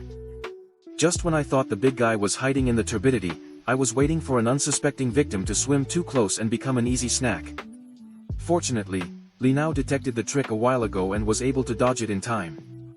He finally found the giant catfish he had unfinished business with. I swim up, out of the murky place. With relentless aggressiveness, Li now felt a sinister aura emanating from the beast. It was subtle and horribly dark. I could feel instantly that something was wrong. This catfish wasn't that murderous. Before he was just a big loser who ran at the first sign of trouble, but now he was adopting a more aggressive role. Still, Li now trusted his own arsenal and would welcome the beast to a duel. He couldn't let that plan to find him pass without consequences, accelerating his speed. I knew finishing this quickly was a necessity. He could still feel the presence of that disgusting monster that gave him chills. Near there, the IOC and the catfish threw themselves one against each other. It had become a game of chicken to see who would give in first. At the last second, Li now swiftly spun his body to lash with his tail at a destructive level of acceleration. He caused that large body to receive the powerful tail blow directly in the face, suffering the initial attack. The giant catfish looked dazed and confused. This would be an excellent opportunity to finish the job once and for all. Then, Lina Usalto threw herself into the belly of the beast and bit that meat until the slippery slime came off. The sticky stuff made it hard to get a good grip with his sharp teeth, but he did. His tenacious bite eventually irritated the belly area of the catfish. It held on for so long that the slime finally started to dry, making it easy to drill through thick meat. This savage attack might actually work. Feeling he had enough grip to inflict some severe damage, Li now tore a good chunk of the monster's flesh, opening a huge wound where blood immediately began to gush. Li now paused to chew the meat as the monster bled to death and found it surprisingly tasty. The murder was consummated just like that. If it weren't for the slime that was so annoying, killing the catfish would have been much easier. However, Li now couldn't stop thinking about how strange it was how aggressive the monster had become compared to their first encounter. Lina nodded after the falling corpse, excited to discover how many evolution points he could obtain. She even wondered if cooking the meat would make it better every time she chewed the fish meat. His satisfied smile deepened by the time he finished. The catfish had been cleaned to the bones. If I had to describe the taste, I would say it was a lot like chicken. The system then rewarded him with 3,000 evolution points for completely devouring the mutated catfish. With that, Li Nao reached level 9 and 14 points in combat power with another task completed. He was radiant with joy at the achievement. Suddenly he heard distorted voices talking about how loud the fish population was. In that place it looked like they were planning to do an illegal electrocution to capture everything. Once curious, Li Nao poked his head to the surface and saw 3 men organizing their team to go fishing with electricity in the middle of the night. This would probably kill your all-you-can-eat buffet. One of the men saw Li Nao peeking out of the surface, and the greedy fishermen unexpectedly fixed their eyes on the big fish. However, Li Nao was not going to let himself be captured and sold by these idiots. He submerged for 1 second, gathered enough momentum and then jumped with his sharp teeth in full display, attacking the fisherman. Seeing his size and fearsome shape, the 3 almost peed in fear, frozen in place, not daring to move. Li Nao only gave them a little horror show. Then he jumped back into the water. The 3 quickly fled to where they had come, screaming for their mothers. If there's anything to praise about these men, it's that they were certainly fast runners. The mermaid goddess mocked that Li Nao was definitely doomed. Now those men would surely notify Team Dragon, and their task force would target the comrade. I couldn't believe I'd forgotten something so important. The 3 fishermen went straight to the nearest police station to file a report of what they saw in that cursed river. They told the story with a lively disposition, trying to vividly describe what kind of horror had sprung from the water. One of them really wanted the officers to do something about that fish in the cold water river, an aggressive fish larger than the average human. As the 2 policemen listened and took statements, they found it difficult to contain the lists. Faced with the ridiculous story they were hearing, the fishermen noticed that these bastards weren't even listening to them properly, they just saw them as a bunch of crazy people. Checking themselves, the officers pressed for more details while asking the fishermen if they had been drinking that night or something, an assumption the 3 vehemently denied. They were there to fish for a living. Although their methods were a little suspicious, the 3 were completely sober and lucid, but they saw the same thing: horrible. One of the officers found their reason for being on the cold water river during the closed fishing season. A little criminal then pressed for more details about this supposed fishing trip. Realizing that they would basically have to confess to the crime of illegal fishing, the 3 closed their mouths immediately. At that moment, the 3 fools got up from their seats and apologized for bothering the officers with their meaningless report as they approached the door. Seeing the exit, the fishermen left that station as if their lives depended on it. The officers could only sigh, as the fishermen who did not follow the rules of the river became more unrestrained and bold. But the story about a fish bigger than a person was not something out of the realm of possibility. His station had just received a secret document a few days ago urging them to report anomalous activity, thinking it was better to be safe than sorry, since things had not been peaceful at all. The officers decided to file a report of the fish incident in the depths of the cold water river Li Nao, and the mermaid goddess swam hunting prey while getting a general idea of the surroundings. Li Nao was increasingly frustrated, as they had been searching all night and found no trace of the monster that emitted the disgusting aura. The smell still floated in the water, so the fountain couldn't just vanish into thin air. The mermaid goddess noticed her persistence as she checked her attribute panel as she floated. By chance he remembered that he had received a new task reward. Previously he couldn't take his eyes off his panel. The numbers looked incredible thanks to the wide variety of free food rich in evolution points in this river. To his surprise, he had actually completed 2 tasks at once, one for devouring 100 herbivorous carp, and one for crucian carp.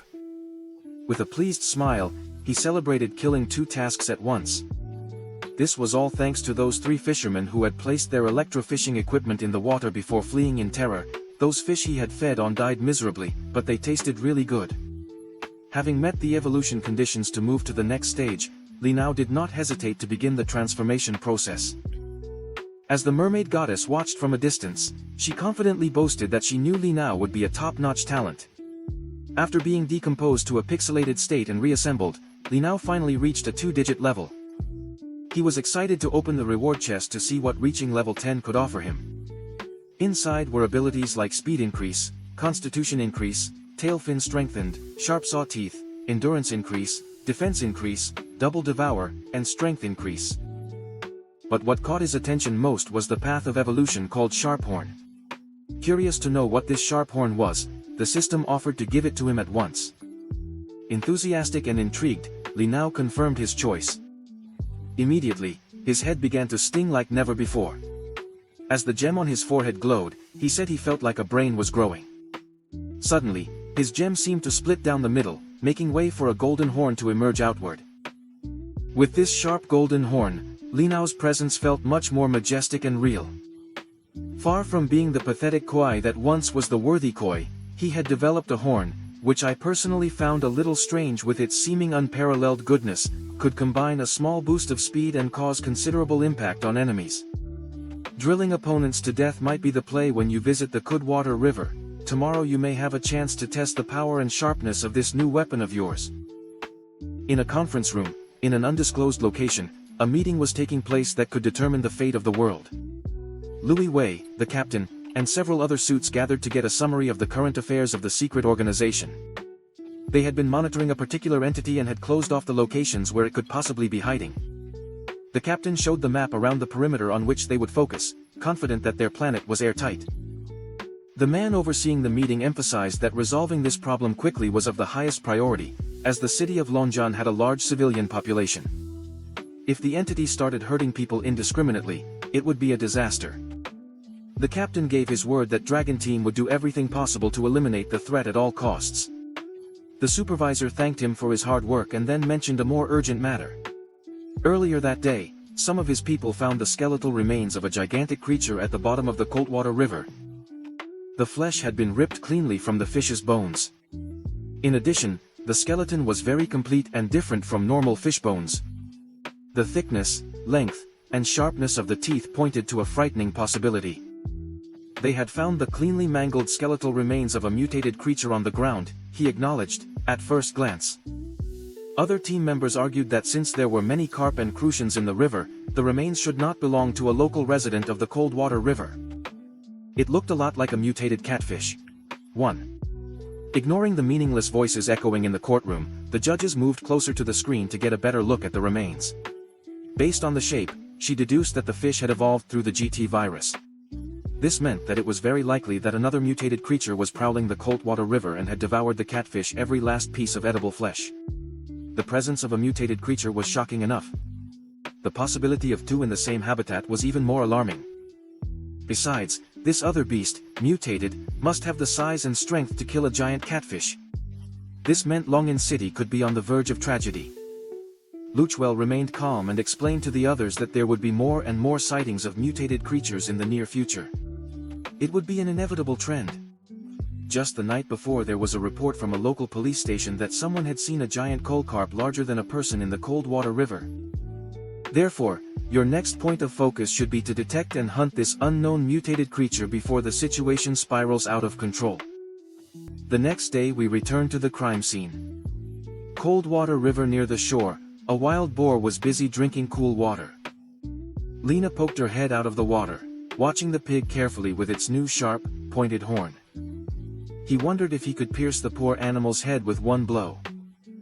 Sliding slowly toward his unsuspecting victim, he prepared to kill him. The boar, oblivious to everything, continued to drink, quenching its thirst. Then bubbles appeared on the surface directly where I was drinking. Taking advantage of the moment of confusion, Lena Oss leaped out of the water brandishing her horn at her first land prey. Just as he thought, the horn was an incredibly lethal weapon for clean but bloody killing. He drove the knife through the pig's skull and brain matter, causing the land animal to scream in intense agony. Li Nao hadn't finished yet. As long as the enemy had any energy left to scream, the job was not done. He pushed the sharp weapon even deeper, mixing the brain matter and ending the beast's life. The corpse fell to the floor with a heavy thud, surrounded by a pool of blood. Li Nao found the whole process of stalking and killing absolutely exhilarating with its clean, precise attack. However, there was something he had not taken into account. His horn was embedded so deeply in the pig's head that it seemed impossible to remove it. With his horn stuck in an animal's skull over the water, it would only take a few moments before his life was in danger. I couldn't believe it. After all he had survived, could his end be so pathetic? Fortunately, a little more movement freed him from the skull hole and freed him from being trapped in a skull. Li now thought it would be great if he could grow limbs one day. Fortunately, his prediction was correct and he had a weapon capable of killing in one blow. If I had been wrong, it would have been more of a problem than it already was. Miss Mermaid, hanging from a tree branch, joked that she could always become human for a while to facilitate the process, transforming into her human form. He argued that he was talking about limbs in their natural battle form as a koi. At this moment, his human form was still too weak. Although he looked muscular, he was only strong enough to carry a wild boar. Miss Mermaid noticed a massive change in Lena's disposition compared to before. She used to cry and scream that she didn't want to be a fish. But now he was praying for improvement, Lena, or he threw the wild boar into the water and followed it back into a koi. He admitted that the mermaid was right. It seemed that he was getting more and more used to being a pretty fast fish. Enough talk about being human weight, it was time to deal with what was in front of him. First, a complete feast of a whole beast. Just the sight made Greed's mouth water. When he took the first bite, he only got disgusting fur in his mouth. It pulled quite a bit and didn't make the best first impression to successfully devour land animals. It looked like he would have to change his feeding method completely. After shaving off the entire boar using who knows who, carefully dismembered one of the legs and started eating. The only criticism I could give the boar meat was that it was pretty chewy. Consuming the entire boar as quickly as possible earned him 350 evolution points. It wasn't a bad harvest, considering it was roughly equivalent to devouring 4 adult carp. He was waiting a little longer, but maybe he just got a boar that was too small. However, no matter, now the Earth experiment was a success. He never thought he could hunt and eat a boar using his new horn. Lena Ola was looking forward to tomorrow, when she could finally teleport back to the river with her new weapons, and her current pace could probably go up a level every day. As if it were a signal, his teleportation time limit was reached and the return to the Mystic Dragon Pond began in 3 seconds of return. In his territory he saw a crab that didn't fit into the scene. It was a deep-water creature hunting in shallow water. Irritated, Lino demonstrated that the shallow waters of the pond were now his territory, and those who dared to invade like this crab would suffer the consequences of tampering with his domain. While eating some casual snacks from the shallow pond, Lino looked up and saw fish congregating on the surface. He guessed the tourists were throwing food again. Perhaps the confinement had ended up emerging and hiding among the decorative rocks. He heard men talking about explosions in the district. This the night before, some said a monster was involved. When you hear the word monster, Lino immediately thought of the one he had mysteriously found in the cold water river. Until now, every mutated creature he had encountered was an aquatic beast, so he turned to the mermaid goddess to ask if there were terrestrial mutants as well.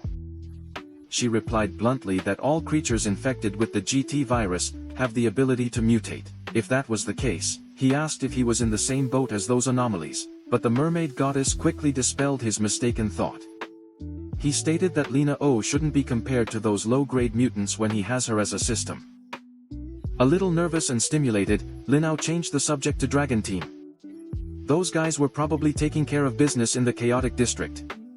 This one now, maybe they could kill the mutant and he could launch himself to eat the corpse. That way he could leverage the success of those with resources and intelligence to reap the benefits. He imagined the scenario as benefiting from the inherent power and dominance of a shark.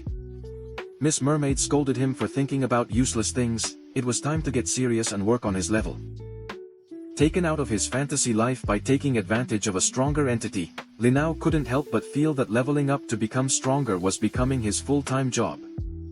Sure, now he had no bosses to report to, but he was pretty much working and improvising all the time like he was James Bond. At least he had moments of achievement as he reached a new level. This time he was rewarded with a newly unlocked teleportation area and a 30-minute extension in the duration of the ability. Looking at the map, it appeared to be the river outside Longin's chemical plant, so you'd better moderate your expectations. The area was quite extensive, so those extra 30 minutes of exploring were going to come in handy. More time meant he could devour more creatures in different places and in different ways. Looking at the map parchment, the areas lighting up felt like unlocking new maps in a game. The rewards and tasks were also constantly updated. Since he had managed to evolve a horn, perhaps the members he so desired were not so far away. Using her teleportation of the day, Li Nao's body turned into pixels of light that entered the scroll. He was heading to the newly unlocked area to see the terrain, or rather the water. As soon as he landed in the river, he felt regret. The quality of the water was so terrible that it left a slimy, sticky, disgusting feeling on its scales.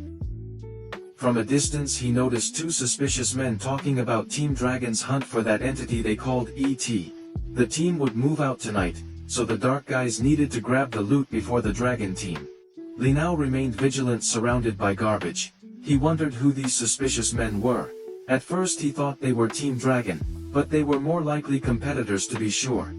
Li Nao camouflaged her color with the viscous water. Team Dragon was supposed to be the national secret organization dealing with unexplained anomalies. The presence of these two suspicious men meant that the existence of unidentified extraterrestrial life was known to other organizations. In addition to the Dragon team approaching to get a better look at the suspicious men, Lina obvious that they were carrying large metal boxes. His mind quickly thought of the possibility that the contents were weapons, specifically firearms. The dark duo believed that since Elite was prowling this area, he must be trying to awaken the ancient creature hidden in the city of Longin. There were also rumors of a lost ancient civilization, full of undiscovered relics, hidden within the city. Hearing all this juicy information was quite shocking to Li Nao. Who would have thought that they would come across a great conspiracy in these polluted waters near the chemical plant? The suspicious men were eager to find the relics of civilization to obtain the advanced warrior equipment hidden inside. They had to get it at all costs, so that when a global catastrophe occurred, they could claim the title of strongest. If the quietest man wasn't happy with his partner Bokon for revealing his plans, even though there shouldn't be anyone listening to them at the time, Bokon can't be blamed for being a loose cannon when this place was practically abandoned. Long ago Li Nao thanked his stars for having the ability to cloak themselves to obtain vital information. The mouth continued to boast that if there were people around he would simply kill them to keep them quiet. One thing was for sure, these guys weren't good, they were still too bold to walk around with boxes of weapons in Longin City. Suddenly the mouth received a message on his earpiece and confirmed his action. They were ordered to prepare to move as Dragon Team had already reduced the target area to an optimal perimeter. They also sent a lot of people, this time showing how valuable they thought this ET was. The mouth didn't respect Team Dragon, to him they were just a bunch of kids playing heroes, but he had the power to back up their bold claims. Brother Khan had the number 3 suit. After all, curious to know what this number 3 suit was, Li Nao wondered if it was a combat suit or maybe one mecha. His curiosity excited me too much, swimming a little too close to shore. Suddenly, the suspicious man detector began to sound an alarm about a nearby monster. Li Nao also received a warning notification that he had been discovered. The duo looked into the water and saw a small ripple near the shore. Li Nao hid under the murky green water as she wondered if that watch was a creature detector. Mutated didn't expect anything like this. Compared to Team Dragon's huge equipment, a watch was much more convenient.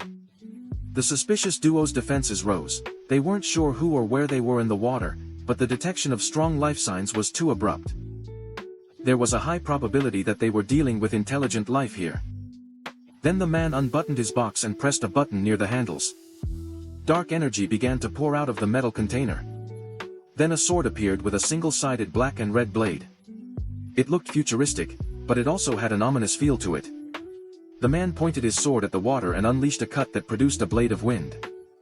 Judging by its appearance, the dark sword wind was so powerful that it almost split the putrid river. Li Nao did not expect this type of attack with such a strong blow.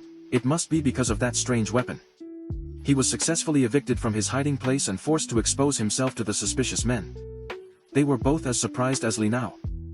They did not expect to find a mutated creature in the vicinity before it began its mission, thinking that withdrawing would be the most reasonable option for now. Li Nao dived back into the water and began to swim away from the problem, but the suspicious boss caught a glimpse of a mutant and his greed took over him. I wanted to give a home, since such a large mutated creature would surely have plenty of that sweet. GT viruses ran along the embankment, desperate to fix their eyes on the escaping fish. Their heavy footsteps filled the air as they tried to chase a fish underwater. Li Nao was moving at his swimming speed, but the damn suspects were terribly persistent. Brother Can smiled smugly and praised the mutant fish for knowing how and when to flee. He thought he must possess some level of intelligence. Li Nao was increasingly worried about being caught. These guys carried black boxes this big and still kept pace with their speed. They were definitely not ordinary people. To remedy the situation, he used his powerful tail as a thruster to propel his escape to a greater speed. The tail rippled in the viscous water, spilling onto the ground. After a few minutes of continuous swimming, as if his life depended on it, Li Nao reached a grassy shore. Sighing with relief, he assumed those damned suspects were no longer chasing him. He found himself questioning why he was nervous, even if they found him and managed to reach him. He really didn't pose much danger, since he had teleportation at his disposal. He could just return to his territory without problems. I still wanted to know who those guys were. They certainly did not look or act like the kind of men who would be accepted into an official organization. Like Luke Sweet, they didn't seem like very good people. He decided to forget about them. For now, he could just feast on a new batch of fish, doing something more meaningful with his time. Since the chase had consumed much of the duration of his teleportation, he decided to simply eat all the tilapia swimming underneath. Each one he devoured generously granted him 50 evolution points until today. Li Nao the Black Tent with fire scales had reached level 14.1 combat power of 38. Other than size and combat power, there didn't seem to be many significant changes. The river he was currently in might be gross, but there were some high-scoring dams around. Unfortunately, the side effect of swimming in stinking water and eating stinking fish made Li Nao also stink. The mermaid goddess, she could barely tolerate her stench. Reviewing his ongoing tasks, it seemed that most were still far from being completed. It had a total of 4 tasks on which one of them could possibly focus, being the difficult task of devouring mutant creatures, as one was hard to find in nature. Seeing that the tasks might not be worth it, completing them still decided to proceed with traditional leveling, but first it was time to return to his quiet pond and rest a little by opening the map. Li Nao received a new notification. His teleportation duration had increased to 2 hours. Predictably, the time limit increased along with his level. This meant that he had officially left the beginner area with the time extension. He was in no hurry to get home and could feast on more stinking tilapia. However, the party he imagined did not materialize, as the schools of fish quickly moved away. He looked back and saw a humanoid figure dressed in black, approaching at full speed. It was so fast that he initially thought it was another mutated creature on the loose. But when the unexpected visitor got a little closer, he saw that it was a person wearing some kind of mechanical combat suit that allowed the pilot to move unhindered under the murky water. In the mech's hand was the sword of the former Dark Chief, which confirmed that the men from before had not given up on pursuing Li Nao. The MEC raised his sword, moving as if the water around him did not exist. It was fluid, fast, and terrifying. Li Nao gritted his teeth, still not believing that a human could reach him in the polluted water. Fortunately, he was quick enough to dodge the cut, but he passed dangerously close to his body. The MEC moved so fast it seemed to have teleported behind the fish. He couldn't believe that a fish could dodge his sword, so he executed another attack that landed perfectly, sending Li Nao crashing into the riverbed like a flaming meteor. A blow this fast was practically impossible to avoid at specific distances without preparation. Fortunately, his scales were hard enough to absorb the impact, but they certainly softened. The place where the sword struck, the Emek, was beyond amazing. Now the pest had taken a direct hit and was still alive from a distance. Li Nao's body began to glow with a bright glow that spread around the entire perimeter. The MEC pilot was mowed down by the lights, raising his hand to shield himself from the intensity. When he opened his eyes, he again caught the mutant fish charging towards him instead of fleeing. If he wanted a fight, Lina, or would gladly give it to you, this man dared to cut him with a strange knife, trying to turn him into sushi. Lina, or not, could let that disrespect go without reprisal. His revenge came in the form of his new tool of attack, the sharp horn. The MEC man tried to receive the attack, but the force of the horn managed to break the mask, leaving his face exposed to the contaminated water. Seeing the man's eye confirmed that he was the dark bastard from before. Winning on the pulse and putting her opponent in a deeply uncomfortable situation, Lina Ono restrained herself and continued with a series of horn piercings. He was giving his all, but the strange armor the man wore was too resistant, allowing a human to have such strong combat skills underwater. It was an extraordinary team. Along with that highly advanced armor was the red and black sword that had the ability to concentrate a dark and strange energy from its surroundings. Before the dark sword's charge was complete, Lina Ola had closed the gap to cancel it with her horn, taking the MEC pilot by surprise. Intending to finish the job, Li now sharpened his teeth and aimed at the limbs, hoping to stop the sword's attacks. He bit down on the arm guards with all his might, but the mysterious material used to construct the strange armor was simply too hard to bite. Noticing that the fish was trying and failing to punch through the special metal, the MEC pilot saw an opening that could explode. Raising his sword, he aimed the hilt at the koi's sturdy body. His blunt blow landed near Li Nao's eye, but the koi didn't even flinch. While the pilot of the mech lucha with all his strength, Li Nao simply took everything and diligently tried to bite through the protection. After a few more minutes of chewing without tearing through, he was finally forced to let go. His withdrawal was also necessary, since the extended duration of teleportation he had just received was about to run out. He looked at the MEC pilot like a predator stalking its prey, promising to remember this man for his future revenge. He was finally teleported out of the murky waters of the chemical plant. That was all for today's teleportation limit, back in the Mystic Dragon Pond. Once again, Li Nao reflected on how dangerously sharp that strange sword was. One more cut and his scales could have hurt himself, suffering serious injuries or worse. Besides, that weapon didn't look like an ordinary sword.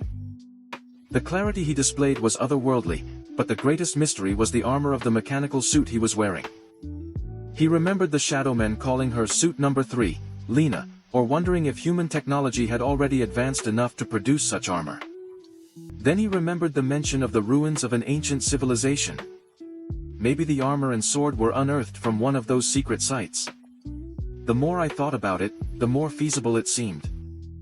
Mutated creatures, ruined civilizations, the GT virus. All of this could be connected in a big conspiracy network.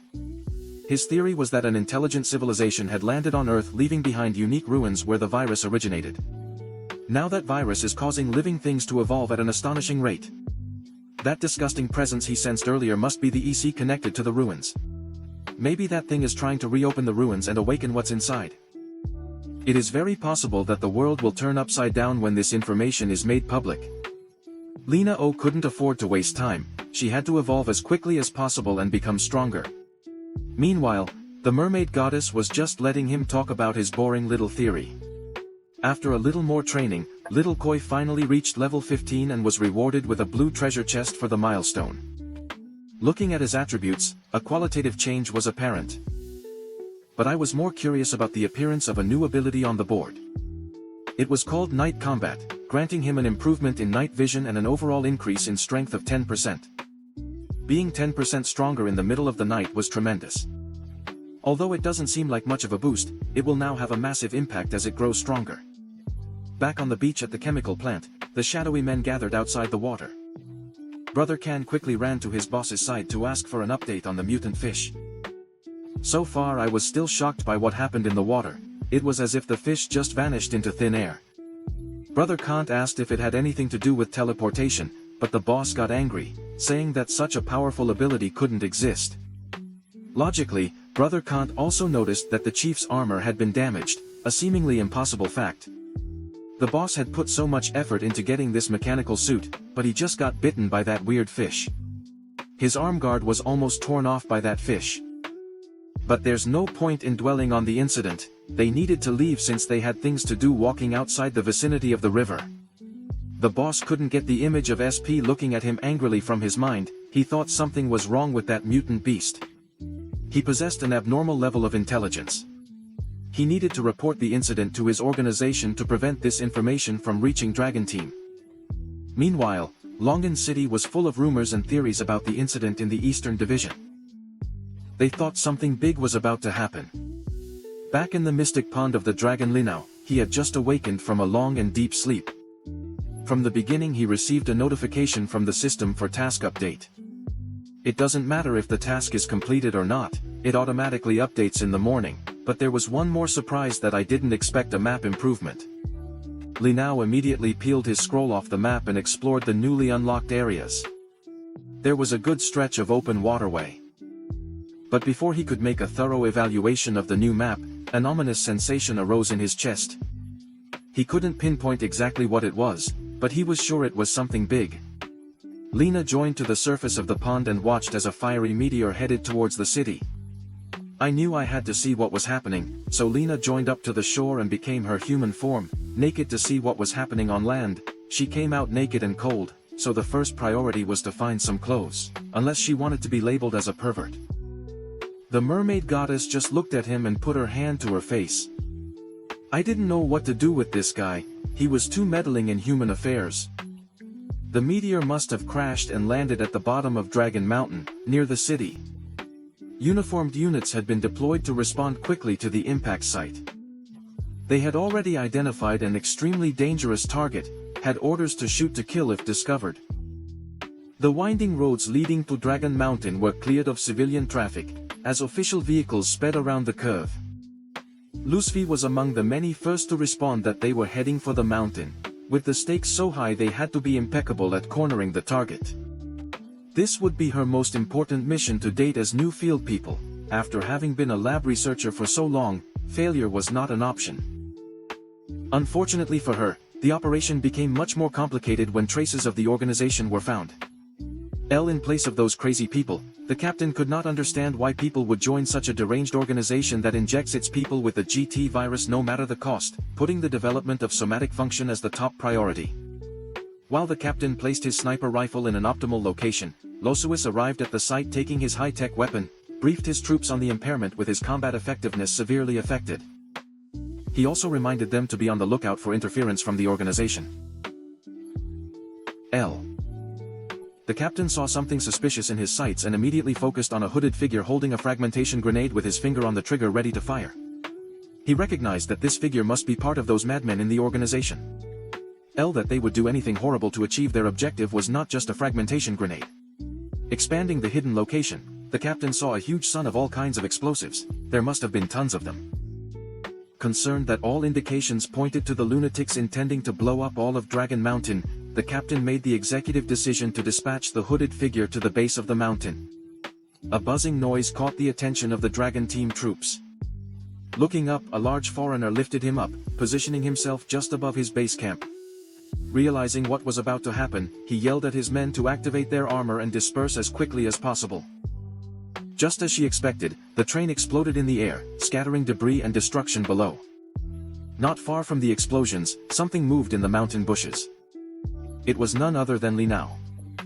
Fortunately, now clothed, the mermaid goddess guided him in navigating the place, highly guarded with her proud hacking skills. She asked why he suddenly wanted to enter this dangerous place by sticking his nose where it didn't belong. Well, when the meteor explosion occurred, he felt a mysterious force that forced him to search the site. Something about this place resonated with him intensely. I couldn't say what or where, but it was definitely an MRI. Miss Mermaid was much more confused than enlightened by his explanation. As he silently passed through the foliage, Li Nao heard a voice trying to communicate with the organization and failing because Dragon Team had already jammed the communications. Still, at least they'd caught the commander with that dram attack. They should now be able to prioritize the search for injured Li Di without interruptions, so Li Nao was now aware that the target was injured and both sides were doing everything possible to capture him. The men he heard were none other than the Shadow Brothers at the chemical plant he planned to follow as he searched for lead. They were still angry about the broken armor thanks to that monster fish. If they had optimal equipment, they would have dealt with the LED properly by now. That bite force was no joke.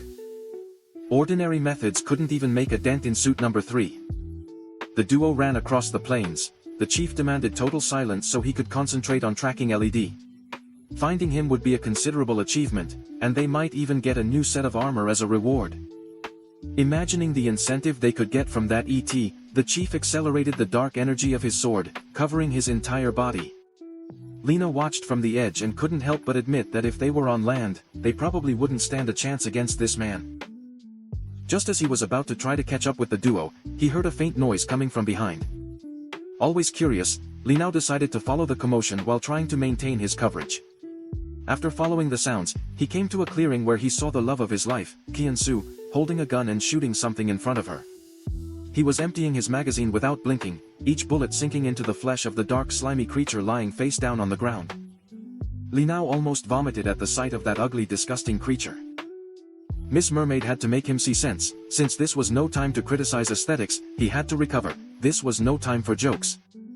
Lotwi finally emptied his magazine, contacted his men reporting that he had found Let, and sent his current location for collection from the forests.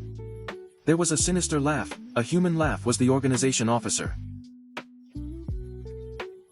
L. The leader, equipped with power armor and a ridiculously sharp dark red sword, sarcastically greeted the famous dragon team commander Luo. Raising his sword against her, he expressed his regret for what was about to happen. With a sly smile, the chief charged at inhuman speeds, cursing Bush. He went to his death, but before he could enter his effective range of attack, a firm hand took his arm guard holding the sword, stopping his momentum. It was none other than Li Nao. He already had a grudge against this man, and now he was even trying to harm Li Nao's beloved. Driven by rage, the little koi unleashed terrifying power in his human form. He might have an incredibly imposing presence, but his transformation duration was limited and he didn't have much time left. His next attack had to be a mortal blow or he would be lost. Li Nao might not have enough raw power to destroy the sturdy armor right now, but he had something better. He could use the enemy's high-tech sword against high-tech armor. The chief was bleeding profusely, his sword thrust right into his heart. The only question on his mind was who the hell was this strange man who had just jumped out of the bushes and then stabbed him in the chest. With his dying eyes he saw the image of the mutated fish he had tried to hunt the day before. It might not seem logical, but I knew for a fact that this man was that same fish. With that realization, the chief laughed like a maniac as he claimed that the two were not so different. After all, with the last bill of his strength, the boss pulled the sword out of his chest, making the bleeding go even faster. He proceeded to make a desperate throw, pointing his sword at Lo Shui, even on the brink of death. He still wanted to gain some goodwill from his organization. Fortunately, his limbs had become too weak and the sword missed by a wide margin. Loei was stunned, not by the last-minute attempt to end her life, but by the sight of the love of her life, Li Nao in the flesh, enraged that the chief would attempt another attack on his beloved.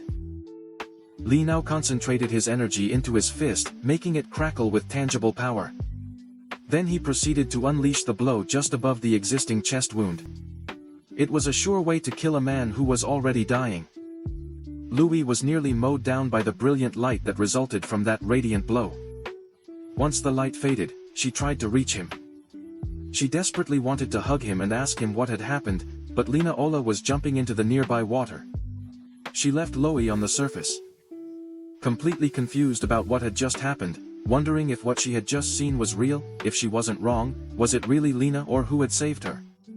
On the one hand, she was relieved, by another, she had more questions hovering in her head back in her Lina fish form, or she silently apologized to her Qiao Shui. As much as she wanted to be there, it wasn't the right time for her yet. And they both had their own missions to fulfill. Miss Mermaid was moved to see the little couple who could not be together for all kinds of complicated reasons. When Lina assumed her human form, before she felt very different from her previous transformations. Miss Mermaid explained that, although her human form did not have its usual enhancements, the combat experience and mentality she had gained as an aquatic predator remained, trying to get out of her confusion.